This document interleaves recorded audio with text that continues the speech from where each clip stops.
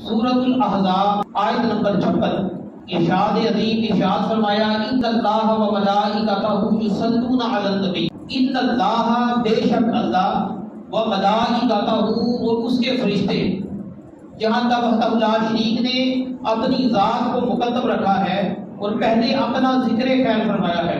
ان اللہ و ملائکتہ بے شک اللہ تعالیٰ اور اس کے فرشتے یصلون درود پڑھتے ہیں، درود بھیجتے ہیں علی النبی، نبی کریم علیہ الصلوۃ والسلام کی ذات اقدس پر۔ بے شک اللہ تعالیٰ اور اس کے فرشتے درود بھیج رہے ہیں حضور اکرم صلی اللہ علیہ وآلہ وسلم کی ذات اقدس پر۔ یہاں تک وحدہ لا شریک نے نبی کا لفظ استعمال فرمایا۔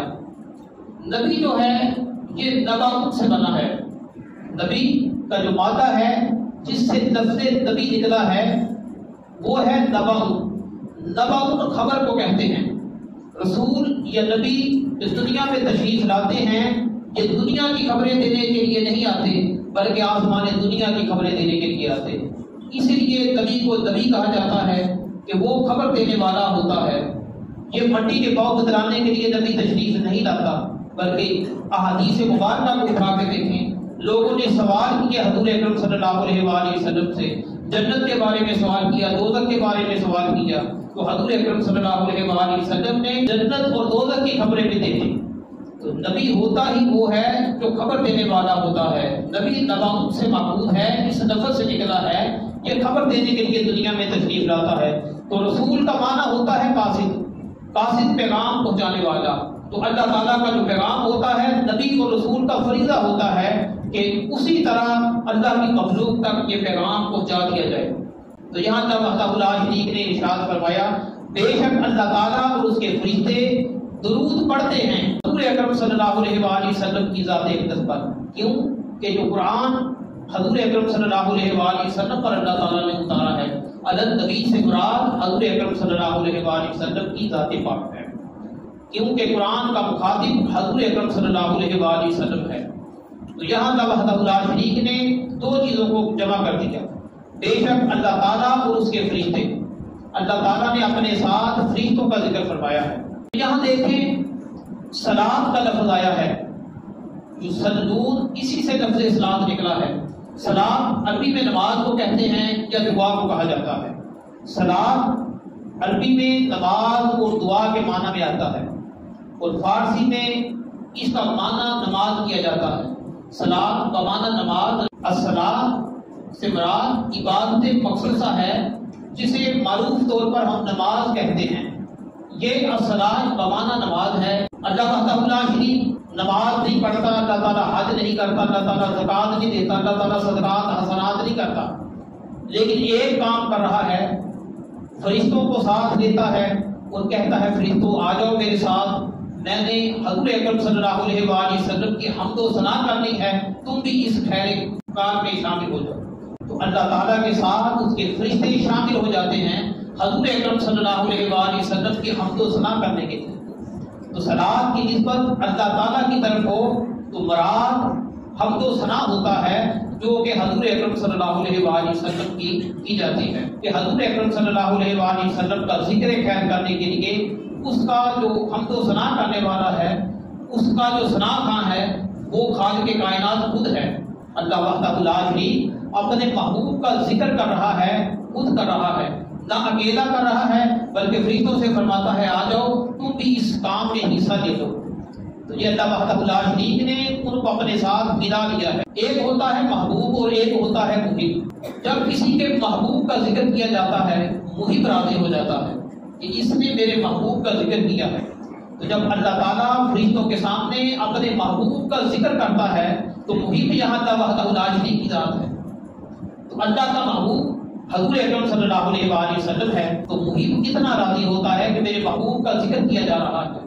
تو اللہ تعالیٰ سے بڑھ کر حضور اکرم صلی اللہ علیہ وآلہ وسلم کو چاہنے والا اللہ سے بڑھ کر اور کوئی نہیں ہے۔ دنیا داروں کی مثال دیتا ہوں، کسی کی محبوبہ کو اچھا کہتے ہیں، وہ شخص آپ کی تعریف کرے گا تو اندازہ کریں کہ اللہ وحدہ لا شریک جو خالق کائنات ہے، جب آپ اس کے محبوب کا ذکر کر رہے ہیں محبوب کا ذکر سن رہے ہیں، محبوب کا ذکر کرتے اپنے لبوں کو ہلا رہے ہیں، تو محب کو کتنی خوشی ہوتی ہے کہ یہ بندہ میرے محبوب کا ذکر کر رہا ہے۔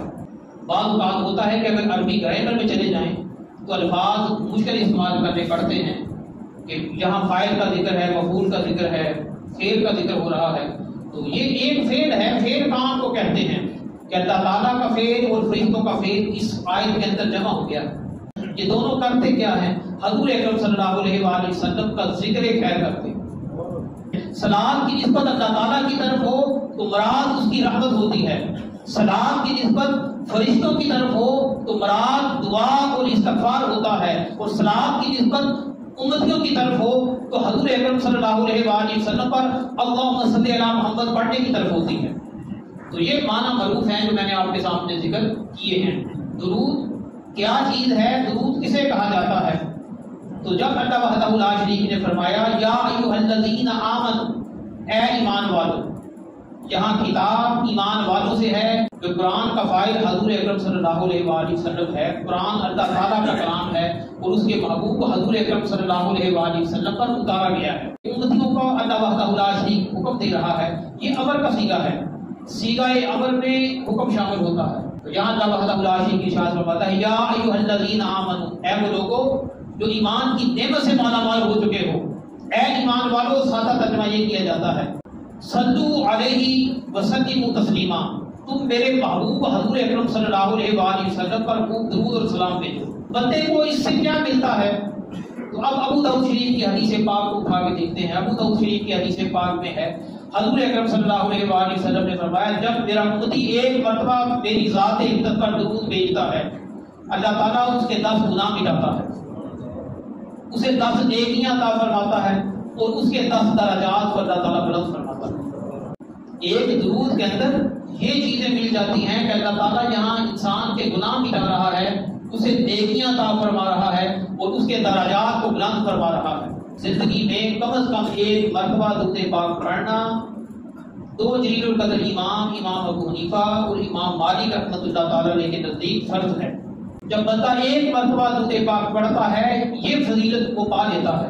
ابو داؤد شریف کی ایک اور حدیث پاک ہے اور سلام عرض کرتا ہے تو میں اس کے سلام کا جواب بھی دیتا ہوں۔ یہی وجہ ہے، ایک ربائی ہے وہ آپ کی نظر کرتا ہوں، اس سے آپ کو یہ سمجھ آتی ہے۔ ضرور پڑھیں گے کہ اللہ تعالیٰ 10 نیکیاں عطا فرماتا ہے، 10 گناہ مٹاتا ہے، 10 درجات بلند فرماتا ہے۔ اور دوسری روایت میں کہ سلام کا اللہ کے رسول جواب دیتے ہیں۔ تو اس کو شاعر نے بڑے پیارے انداز میں بیان کیا ہے، میں کوشش کرتا ہوں کہ آپ لوگوں کو سامنے ترنم کے ساتھ اس کو درود پڑھنے ثواب ملتا ہے، درود پڑھنے سے ثواب ملتا ہے، سلام کہنے سے جواب ملتا ہے، اور درود آل محمد کی یہ وہ زینت ہے کہ لا شریک بھی اس میں شریک ہوتا ہے، اور دیا ضرباں تلائی جا جویں من دے یار منائی جا، تینوں اکو ہی کم دی میں گل آکھاں، سونے دے درود پہنچائی جا، تینوں اکو ہی میں کم دی گل آکھاں، سونے دے درود پہنچائی جا۔ حضرت ابی بن کعب رضی اللہ تعالیٰ نے سوال کیا یا رسول اللہ یا حبیب اللہ، میں آپ پر کتنا درود پڑھوں؟ 4 حصے سے بات چلی، نصف سے بھی بڑھ گئی، تو پھر یہ کہ دعا بھی کرتا ہوں وہاں بھی آپ کی ذات اقدس پر درود پاک ہی پڑھ لوں۔ صحابہ کرام نے ہمیں درس دیا ہے کہ درود پڑھنے سے جہاں اللہ وحدہ لا شریک اتنی عنایت فرماتا ہے